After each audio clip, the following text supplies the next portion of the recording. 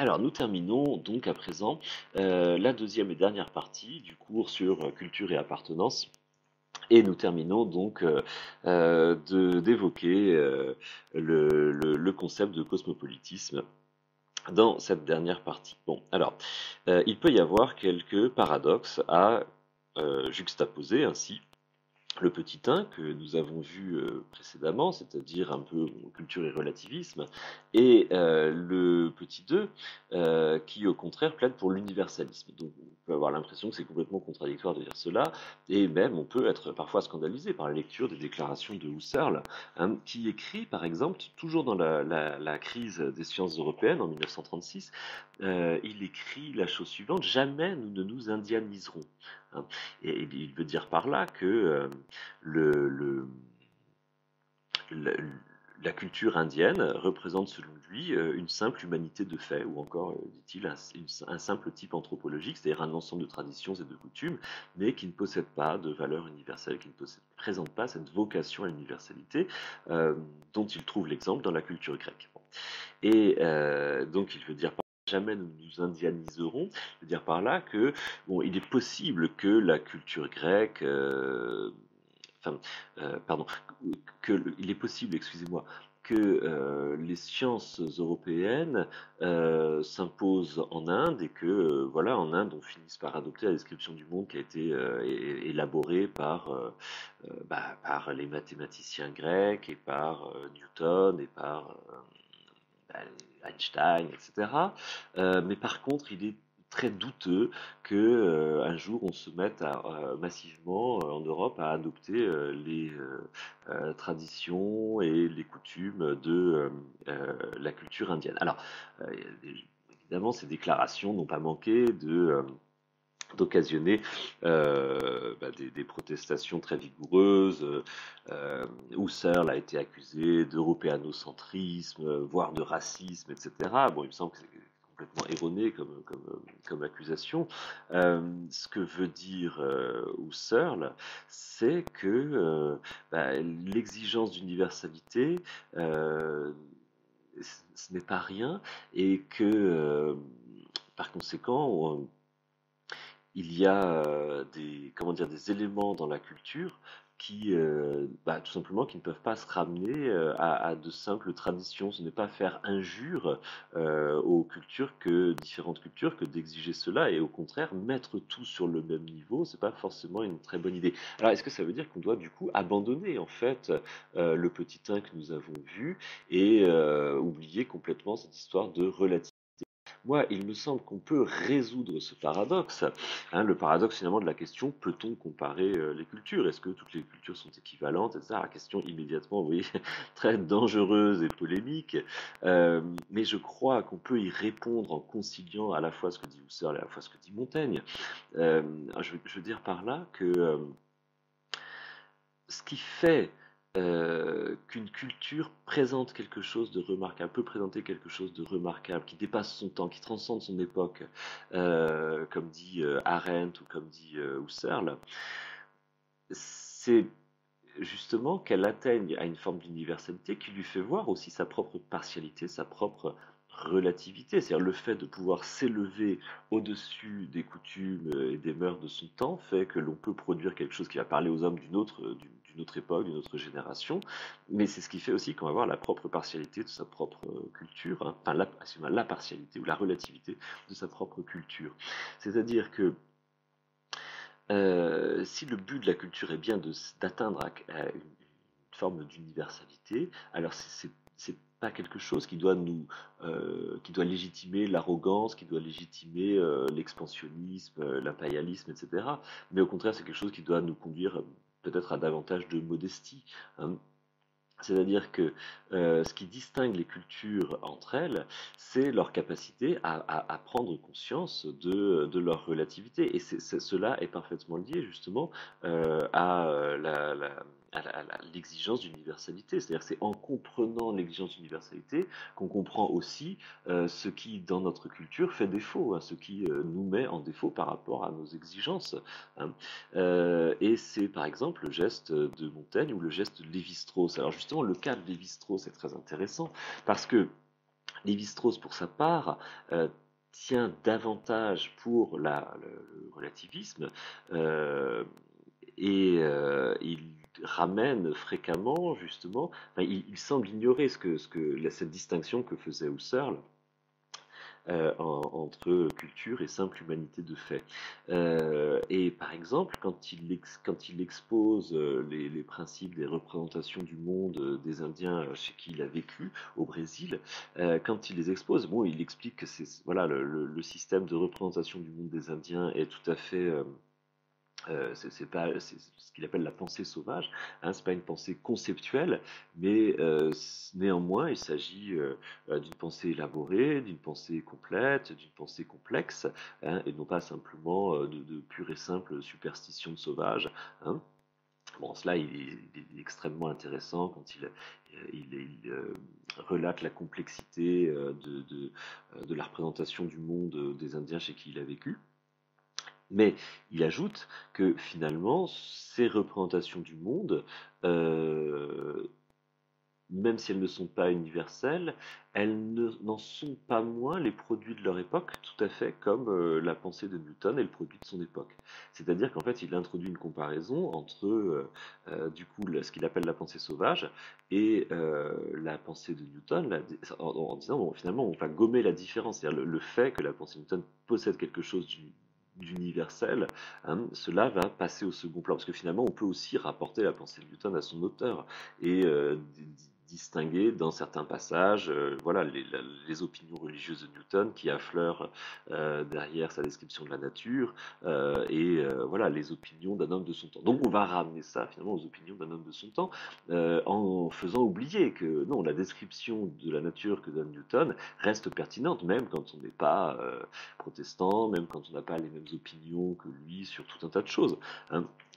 Et ce qui est dérangeant dans la description un peu relativiste que Lévi-Strauss donne finalement des opinions humaines, c'est que Lévi-Strauss semble mettre en fait sur le même euh, plan un peu tout, à la fois par exemple les productions spirituelles des Indiens d'Amazonie par exemple, qui sont tout à fait intéressantes, hein, et d'un autre côté, la description du monde offerte par la science depuis Thalès, depuis Anaxagore et jusqu'à Newton et plus loin. Bon. Et en fait, ce qui est dérangeant, c'est que ce sont là des façons d'expliquer la nature qui peut-être ne présentent quand même pas la même valeur. Et deuxièmement, la deuxième chose dérangeante, c'est que euh, le, la différence entre le point de vue juste, enfin entre le point de vue de la pensée sauvage et le point de vue de la pensée conceptuelle qu'il met en regard, c'est que la pensée conceptuelle accepte d'entendre en fait sa propre relativité et a produit par exemple l'ethnologie dont il est lui-même le plus célèbre représentant, hein, et qui précisément consiste à dire la relativité des usages humains aussi bien des usages européens. C'est-à-dire que la différence, elle est là, c'est dans le fait de prendre conscience de la relativité, d'en faire un discours construit, thématisé, et c'est à ça que servent les concepts quand même aussi, euh, permettant donc d'apercevoir la propre partialité de sa culture. C'est-à-dire qu'en fait, les Indiens du Brésil, aussi passionnant que soit leur système du monde, n'ont pas produit l'ethnologie de Lévi-Strauss qui consiste justement à prendre la mesure de la relativité des usages humains. Hein. Et vous voyez, les deux versants sont inséparables, c'est-à-dire l'universalisme et, disons, peut-être pas le relativisme, mais la prise de conscience de la relativité des choses humaines, ce sont là deux choses qui sont inséparables, ce sont les deux faces du même ruban. Hein. Et on ne peut pas les séparer, et il me semble justement que l'intérêt d'une culture qui atteint à quelque chose, à des formes qui peuvent voilà, présenter une forme de légitimité universelle, passe nécessairement par la prise de conscience de la relativité des choses humaines. Donc, l'universalisme ne nous donne absolument aucun droit à imposer quoi que ce soit aux autres peuples, et c'est là l'erreur dans le raisonnement colonial. Hein, c'est de se dire, bah voilà, on a une belle culture, on a eu Descartes, on a eu Newton, donc on a le droit d'aller d'aller l'imposer aux autres peuples. Non, la conséquence est parfaitement erronée, hein. Euh, c'est ça le paralogisme du colonial. Voilà. Pour terminer, je voudrais, dans une dernière sous-partie, euh, insister sur le fait que les cultures qui ont réalisé de grandes choses, c'est-à-dire qui ont un peu transcendé leur époque, qui ont réalisé des produits qui dépassent leur époque, euh, ces cultures-là ont conscience de leur origine extérieure, de leur secondarité, du fait qu'elle n'est pas tout inventée. C'est aussi cela, prendre conscience de sa relativité. Je veux dire par là que les cultures dont j'ai cité l'exemple avaient conscience d'une source extérieure. Et justement, retour ironique sur Husserl, il se trouve que les mathématiques grecques viennent très probablement des travaux des penseurs indiens et égyptiens. Bon, alors cela est connu aujourd'hui, mais cela, les Grecs le savaient déjà de leur temps. Et quand on lit par exemple Aristote, eh bien, on s'aperçoit qu'Aristote, au début de la métaphysique, explique que la science a d'abord été inventée par les Égyptiens et par les Indiens, hein, par les gymnosophistes indiens et par les prêtres égyptiens, par la caste sacerdotale égyptienne. Et donc les Grecs avaient une conscience très aiguë de leur secondarité, c'est-à-dire le fait qu'ils n'avaient pas tout inventé, que ce n'étaient pas les plus forts de la Terre, qu'ils n'avaient pas comment dire, le privilège d'avoir tout inventé, et qu'ils étaient en fait une civilisation tout à fait seconde par rapport aux grandes civilisations indiennes et égyptiennes qui avaient en fait trouvé l'étincelle de la science et des mathématiques, hein. Et donc les Grecs avaient vraiment l'impression d'être tout à fait secondaires. Oui, ça contraste, parce que quand on parle d'Aristote, on dit oui, Aristote, c'est quand même lui qui explique que les barbares, ce sont des peuples qui ne parlent pas grec, qui ont vocation à être esclaves, etc., etc. Bon, le même Aristote explique que les Grecs, finalement, sont des petits imitateurs, hein, des Égyptiens et des Indiens. Alors surtout des Égyptiens, c'est surtout la civilisation égyptienne qui provoquait l'admiration des Grecs, parce que la civilisation égyptienne, c'est quand même une civilisation qui a duré peut-être 3000 ans, et c'est-à-dire sans doute plus longtemps qu'aucune de nos civilisations que nous connaissons, sur des fondements extrêmement stables et qui ont développé des tas de choses dont ils nous ont légué le fruit et l'universalité. De la même façon, la civilisation romaine avait tout à fait conscience d'être secondaire face à la Grèce. C'est-à-dire que les Romains, bon, il y a une très belle citation de Virgile qui dit la chose suivante: la Grèce captive captiva ses vainqueurs. C'est-à-dire que les Romains ont eu beau vaincre la Grèce, d'une certaine façon, c'est la Grèce qui vainquit intellectuellement ses vainqueurs, c'est-à-dire qui imposa ses normes, ses valeurs culturelles, son exigence d'universalité au monde romain, hein. La Grèce captiva ses vainqueurs. Et donc les Romains avaient tout à fait conscience de leur secondarité. Et le même Virgile que je citais, euh, dans l'Énéide, insiste sur l'épopée d'Énée, deuxième fondateur mythique de Rome, après Romulus et Rémus. Énée, qui, comment dire, qui est le descendant des derniers Troyens détruits par les Grecs. Et dans l'Énéide, Virgile raconte comment Énée donc quitte les rivages de Troie pour aller refonder ailleurs une autre cité qui sera Rome, hein. Et c'est une façon de dire que le fondateur mythique, le deuxième fondateur mythique de Rome, est en fait un transfuge du monde grec en général, vaincu par les Grecs et qui va transporter la civilisation, les vestiges de la civilisation grecque dans le Latium, hein, dans la région de Rome, hein.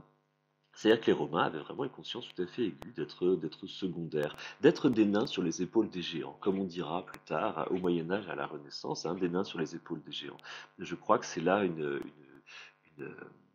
vision très très claire de ce que j'appelais tout à l'heure la secondarité, hein. Je pourrais aussi préciser que c'est un peu la vision du progrès selon Comte, hein. C'est-à-dire que même selon Auguste Comte, qui est un philosophe du progrès, les époques avancent en tenant compte du passé, c'est-à-dire que même si en fait les âges se dépassent, c'est-à-dire que voilà l'âge métaphysique sera dépassé par l'âge positif, hein, selon Auguste Comte, l'âge positif n'est possible que grâce à l'âge métaphysique, hein. C'est-à-dire que le rapport au passé est ce qui fonde en fait le progrès vers le futur.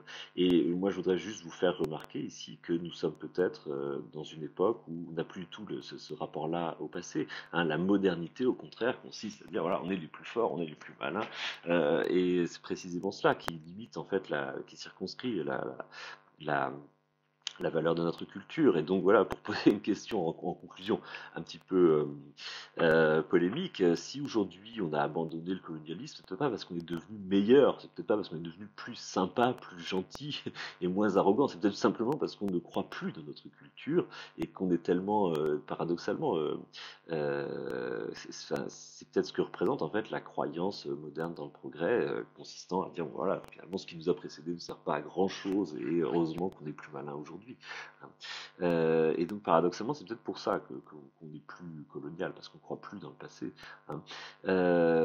Voilà. Bon, je m'arrête là, euh, et je vous dis donc, euh, ben, je vous dis rendez-vous dans le prochain cycle de vidéos, euh, et je vous dis donc à bientôt. Allez, au revoir.